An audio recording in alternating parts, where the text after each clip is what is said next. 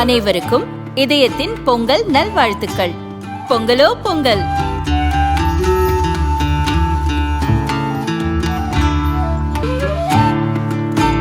அனைவருக்கும் இதயம் மந்த்ராவின் பொங்கல் தின நல்வாழ்த்துக்கள். பொங்கலோ பொங்கல். ரொம்ப டயர்டா இருக்கு. இயற்கையான டேட்ஸ், பாதாம், பிஸ்தா, கேஷு அண்ட் ஹனி கொண்டு தயாரிக்கப்பட்ட லயன் டேட் நட் பைட்ஸ்.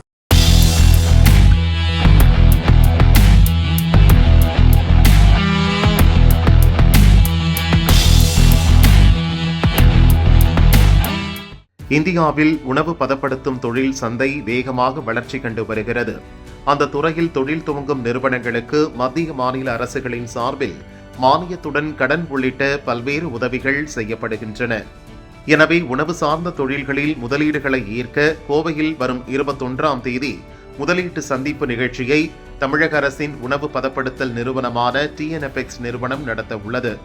உணவு பதப்படுத்துதல், வேளாண் பொருட்களை மதிப்பு கூட்டுதல் போன்ற துறைகளில் உள்ள வாய்ப்புகள், புதிய தொழில்நுட்பம், வேளாண் மதிப்பு தொடர், அரசின் பல்வேறு துறைகள் வாயிலாக வழங்கப்படும் திட்டங்கள், மானியங்கள், சேவைகள் உள்ளிட்டவை குறித்து நிகழ்ச்சியில் அதிகாரிகள் விளக்க உள்ளனர். இதில் முதலீட்டாளர்கள், உணவு பதப்படுத்துதல் தொழில் நிறுவனங்கள், ஏற்றுமதியாளர்கள், சிறு குறு நடுத்தர தொழில் முனைவோர் பங்கேற்கலாம். இது தொடர்பான கூடுதல் விவரங்களை பெற 9842048855 என்ற எண்ணில் TNFX அதிகாரிகளை தொடர்பு கொள்ளலாம் என கூறப்பட்டுள்ளது.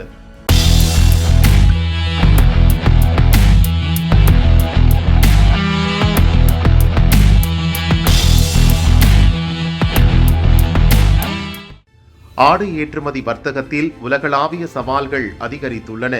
கடந்த 4 மாதங்களாக இந்தியாவுக்கான ஆர்டர் வரத்து மந்தமாகியுள்ளது. இருப்பினும் மாதாந்திர ஆடை ஏற்றுமதி வர்த்தகம் பாதிப்பின்றி மிதமான வளர்ச்சியுடன் சென்று கொண்டிருக்கிறது. கடந்த டிசம்பர் மாதத்தில் 13,550 கோடி ரூபாய் மதிப்பிலான ஆடை ஏற்றுமதி நடந்துள்ளது. 2024 டிசம்பர் மாதம் 12,427 கோடி ரூபாயாக இருந்தது. முந்தைய ஆண்டுடன் ஒப்பிடுகையில் இது 9.07% அதிகம். அமெரிக்க டாலர் மதிப்பில் 2.90% உயர்வாகும். கடந்த நிதியாண்டின் ஏப்ரல் முதல் டிசம்பர் வரையிலான 9 மாதங்களில் 94,940 கோடி ரூபாய் மதிப்பிலான ஆடை ஏற்றுமதி நடந்துள்ளது.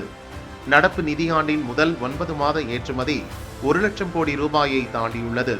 இது 6.50% அதிகம்.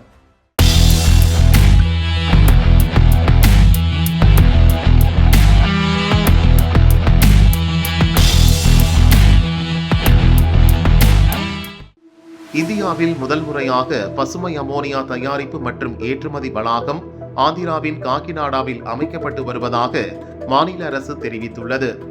AM கிரீன் என்ற நிறுவனம் 10,000 கோடி ரூபாய் மதிப்பீட்டில் பசுமை அமோனியா தயாரிப்புக்கான முதல் உபகரணத்தை காக்கிநாடாவில் நிறுவுகிறது.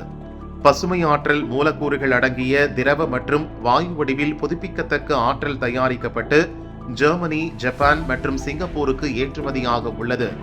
இந்த வளாகத்தில் வரும் 2027 மார்ச் முதல் ஆண்டுக்கு 15 லட்சம் டன் அமோனியா உற்பத்தி துவங்க திட்டமிடப்பட்டுள்ளது.